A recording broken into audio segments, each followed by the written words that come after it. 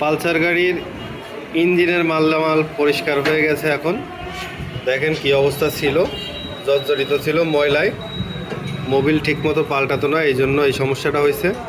গাড়িতে সমস্যা, মোবিল যেখানে পাল্টানোর কথা 1000-এ সেখানে উনি 3000 চালাইছে। এইভাবে নষ্ট হয়েছে গাড়িটা।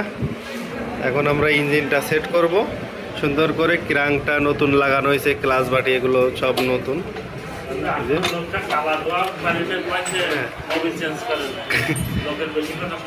লোকের বয়স কথা শোনার পড়তে মোবিল পাল্টায়নি। এখন আমরা এই যে নতুন মালামালও কিনে নিয়ে এসেছি এখানে।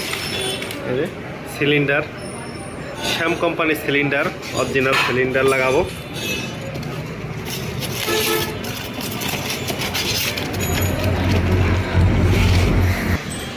অরিজিনাল সিলিন্ডার,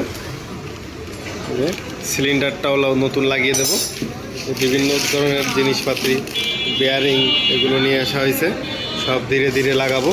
এই যে গ্যাস সেন্সার, এটা পুরোনোটা নষ্ট হয়ে গেছে, এটা বাদ দিয়ে দেব।